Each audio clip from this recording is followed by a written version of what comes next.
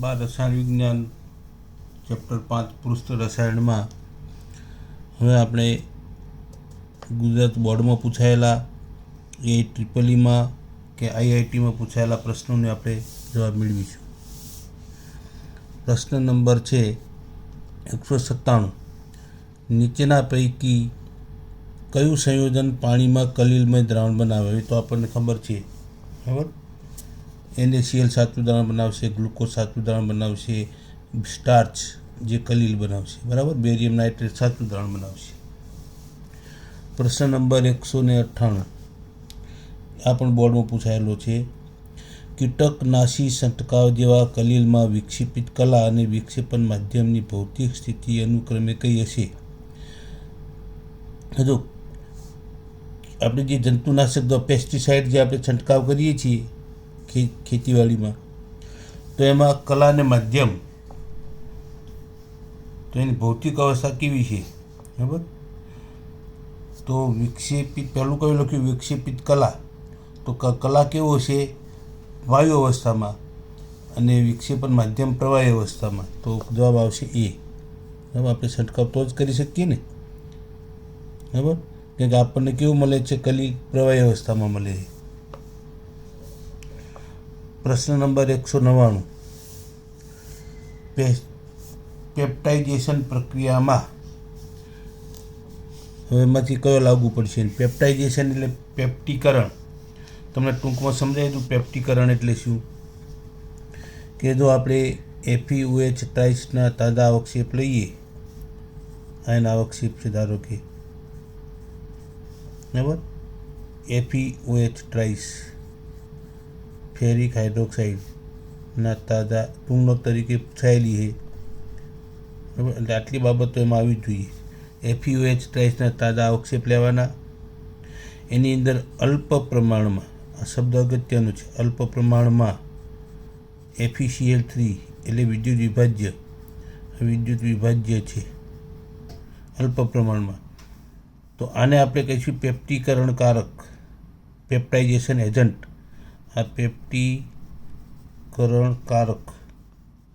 અને આ જે છે, તો હવે આમાં શું થશે કે આ જે અવક્ષેપ જે છે એની ઉપર આમાં FeCl3 જે છે એમાંથી Fe+3નું આની ઉપર અધિશોષણ થશે. એટલે કે આ બધા કેવા થશે? આ બધા ધનવીજભારિત બનશે, બરાબર.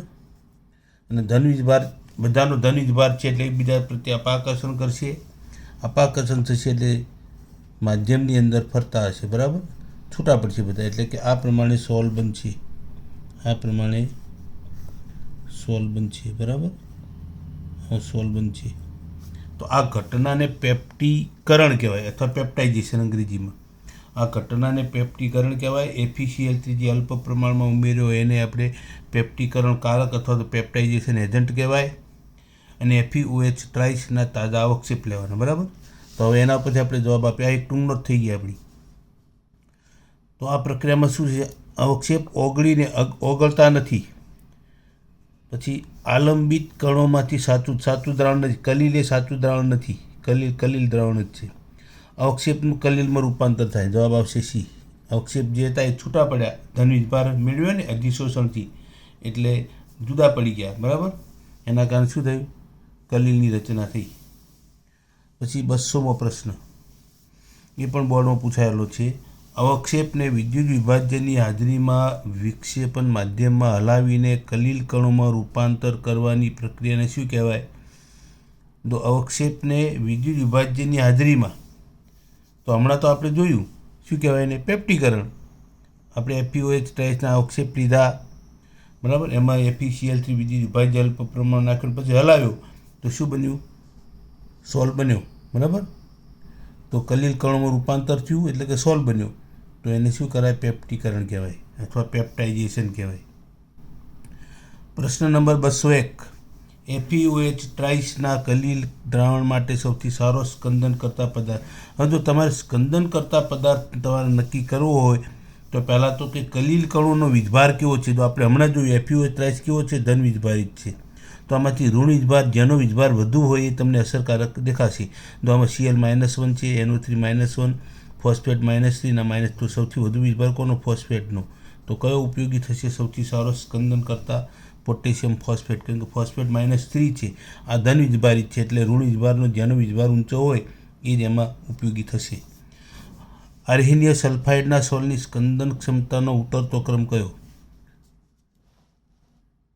અર્હિનીય સલ્ફાઇડના સોલ. હવે અર્હિનીય સલ્ફાઇડ જે છે ને એ સોલ જે છે એનો વીજભાર કેવો છે?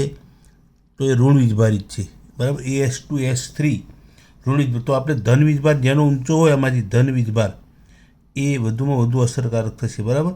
તો આ ઋણ વીજભારિત અર્હિનીય સલ્ફાઇડ છે, તો આમાંથી ધન વીજભાર કોનો ઊંચો છે? તો આમાં એલ્યુમિનિયમ +3, બેરિયમ +2. તો એનો ઉતરતો ક્રમ તો સૌથી વધુ અસરકારક કયો છે? એલ્યુમિનિયમ +3 છે ને, પછી +2, પછી +1, તો જવાબ આવશે બી.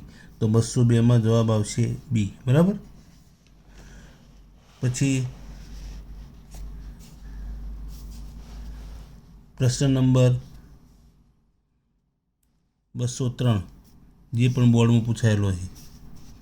તો 203 નીચેનામાંથી કયો ઇમલ્સિફાયર નથી? ઇમલ્સિફાયર એટલે શું? તો એ પણ તમને કીધું કે ઇમલ્શનને જે સ્ટેબલ રાખતો હોય એ, બરાબર.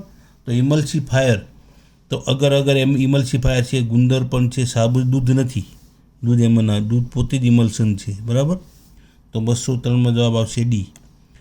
પછી ગુજકેટમાં પૂછાયેલો પ્રશ્ન છે આ, ગોલ્ડનો સોલ મેળવવા માટેની પ્રક્રિયા કયા પ્રકારની છે? તો જો હવે આમાં તમારે શું પ્રક્રિયા તમને આપેલી છે, બરાબર. તો આનું શું થયું? AU+3માંથી AU શું થયું? 0, એટલે શું થયું? રિડક્શન. તો રિડક્શનની પ્રક્રિયા છે, બરાબર. 204માં જવાબ આવશે બી. તો આ રિડક્શન, કેમ કે AU+3માંથી સોલ બન્યો એટલે AUનો એટલે ગોલ્ડનો જે ઓક્સિડેશન આંક કેટલો થયો? +3માંથી 0 થયો. AU 0 થાય ને, તો રિડક્શન થયું. તો રિડક્શનની પ્રક્રિયા કહેવાય. આ પ્રમાણે નક્કી કરવાની. ફટકડી પાણીના શુદ્ધિકરણમાં કેવી રીતે મદદરૂપ થાય? હવે તો ફટકડી છે ને એ સ્કંદન કરશે, એટલે કે પાણી જો ડોળવું હોય ને એમાં આપણે ફટકડી નાખી તો ફટકડી સ્કંદનનું કામ કરશે, એટલે કે અવક્ષેપણનું. એટલે કે માટીના કણો જે હોય ને બધા સમુચ્ચય બનાવશે અને ભારે હેવી બનશે અને નીચે તળિયે જમા થશે, તો શુદ્ધિકરણ માટે વપરાય. હવે આમાંથી શોધીએ જવાબ. માટીના કણો સાથે સિલિકોન સંકીર્ણ બનાવે, સંકીર્ણ નહીં બને, બરાબર. પછી સલ્ફેટ આયન કે જે અશુદ્ધિ સાથે જોડાય ને સલ્ફેટ નહીં જોડાય, અશુદ્ધિ દૂર નહીં કરે. કાદવને પાણીમાં દ્રાવ્ય કરશે, તો દ્રાવ્ય થતો જ નથી કાદવ. એલ્યુમિનિયમ આયન કે જે કાદવના કણોનું સ્કંદન કરશે. આ એલ્યુમિનિયમ આયનો જે છે એ હવે કેમ કે એ ધન વીજભારિત છે અને કાદવના કણો કેવા છે? ઋણ વીજભારિત છે, તો એને આકર્ષણ થશે એટલે સ્કંદન કરી નાખશે. તો સ્ફટિકમાં એટલે કે ફટકડી તમે નાખશો તો પાણીનું શુદ્ધિકરણ થશે, બરાબર. પછી પ્રશ્ન નંબર 207 જે EIEEEમાં પૂછાયેલો છે. 207મો પ્રશ્ન. FeOH ત્રાઈસ વિલય અને ગોલ્ડ વિલય અનુક્રમે ધન વીજભારિત અને ઋણ વીજભારિત છે. તો નીચેના પૈકી કયું વિધાન ખોટું છે? આમાં ખોટું વિધાન શોધવાનું છે. ગોલ્ડ વિલય જે છે ધન વીજભારિત અને FeOH ત્રાઈસ આ કેવો? આ પણ ધન વીજભારિત છે. આ ધન વીજભારિત છે. ગોલ્ડ વિલય કેવો છે? ઋણ વીજભારિત છે. તો આપણે બંને વિલયનું સ્કંદન ઇલેક્ટ્રોફોરેસ કરી શકાય. સાચું છે. બંને સોલને ભેગા કરી તો ધન એક ઋણ તો આકર્ષણ થશે ને સ્કંદન થઈ જશે, અવક્ષેપણ થશે, એટલે એકબીજા પ્રત્યે આકર્ષણ થશે, બરાબર. તો આ વિધાન ખોટું છે, બરાબર. આ વિધાન ખોટું છે. તો 207માં જવાબ આવશે બી, બરાબર.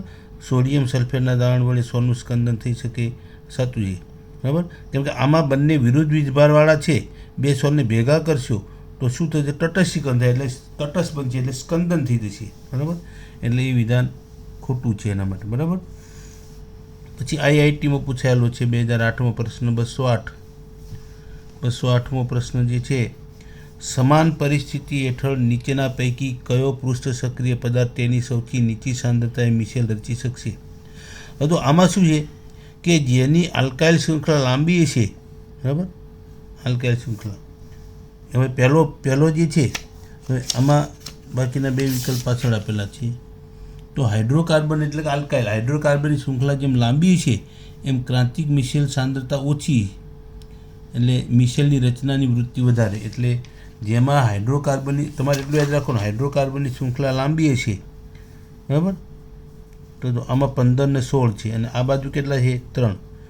આમાં કેટલા છે? 11 ને 1 12.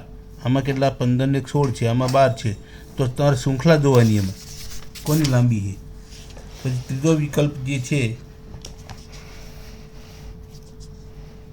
ત્રીજો વિકલ્પ, આમાં 6 ને 1 7 8 કાર્બન છે, બરાબર, 8 કાર્બનની શૃંખલા.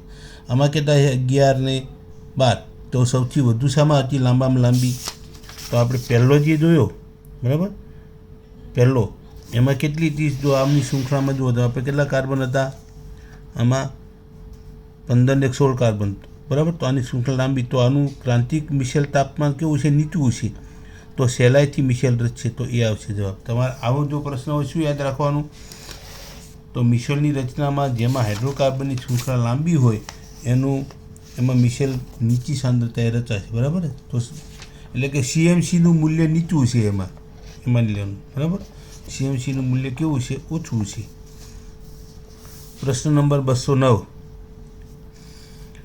Sb2S3 સોલના સ્કંદન માટે Na2SO4 CaCl2 એલ્યુમિનિયમ સલ્ફેટ અને એમોનિયમ ક્લોરાઇડ વિદ્યુત વિભાજ્ય પૈકી કયો સૌથી? હવે તો પહેલાં એ નક્કી કરવાનું કે આ જે છે આનો વીજભાર કેવો છે. તમારે સલ્ફાઇડ છે તો સલ્ફાઇડ કીધો, હાઇડ્રોક્સાઇડ હંમેશા ધન છે, બરાબર.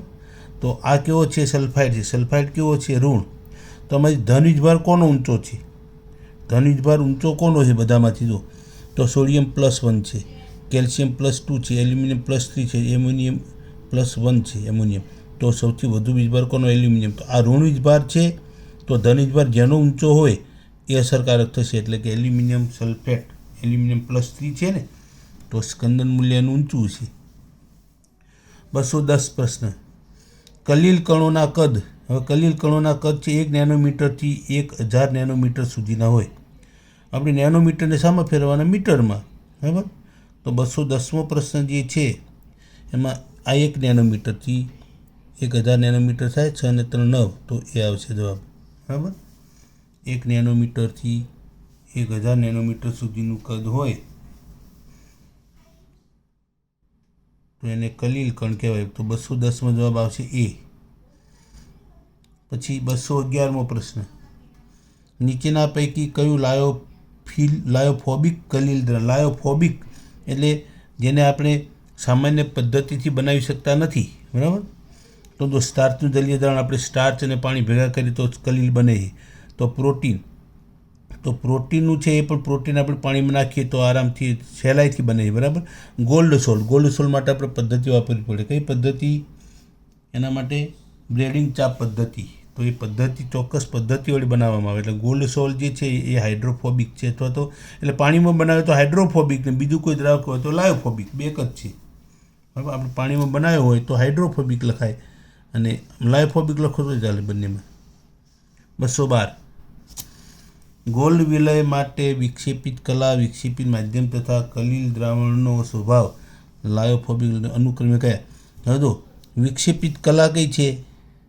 વિક્ષેપિત કલા ગોલ્ડ. તો કેવો છે? ઘન. તો ઘનમાં જવાબ આવશે 3. 3માંથી 1 આવશે, બરાબર. વિક્ષેપિત માધ્યમ કયું છે? તો પ્રવાહી. તો આમાં ઘન, તો આ જવાબ નહીં આવે. તો ઘન અને પ્રવાહી, તો આ બેમાંથી 1 જવાબ આવશે, બરાબર. હવે તો લાયોફિલિક હોય તો સહેલાઈથી બેને ભેગા કરો. આપણે તો ચોક્કસ પદ્ધતિ વાપરવી પડે, બ્રેડિંગ ચાપ પદ્ધતિ. તો એનો મતલબ કે લાયોફોબિક છે. ઉપર ચર્ચા થઈ ગઈ. તો ઘન, પ્રવાહીને લાયોફોબિક. 212માં જવાબ આવશે સી, બરાબર. નીચેના પૈકી શેમાં ટિન્ડલ અસર? જો હવે ટિન્ડલ અસર આપણે કોર્સમાં નથી, બરાબર, પણ ટિન્ડલ અસર શામાં જોવા મળશે? કલીલ સોલ હોય તો મળશે, બરાબર. તો આમાંથી મળતી નથી. એટલે કલીલ સોલ, જો ખાંડનું દ્રાવણ એ સાચું દ્રાવણ છે, સાચા દ્રાવણમાં જોવા નહીં મળે, તો ખાંડનું દ્રાવણ, બરાબર. ટિન્ડલ અસર છે ને કલીલ કણો વડે જોવા મળે, તો આમાં કલીલ કણો છે જ નહીં ખાંડમાં, સાચું દ્રાવણ છે. પછી પ્રશ્ન નંબર 214. લોહીનું શુદ્ધિકરણ કેવી રીતે થાય છે?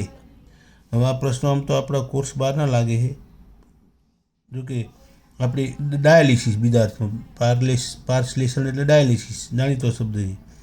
અને 215મો પ્રશ્ન, લાયોફિલિક સોલનું પૃષ્ઠતાણ. હવે એનું પૃષ્ઠતાણ જે છે તો H2 કરતાં ઓછું હોય, H2 કરતાં વધુ એ આપણામાં નથી, પણ H2 કરતાં ઓછું હોવું જોઈએ. લાયોફિલિક હોય તો એનું સોલનું પૃષ્ઠતાણ કેવું હોય? H2 પાણી કરતાં ઓછું હોય. બરાબર, એમાં યાદ રાખજો. પછી હવે પછીના વિડીયોમાં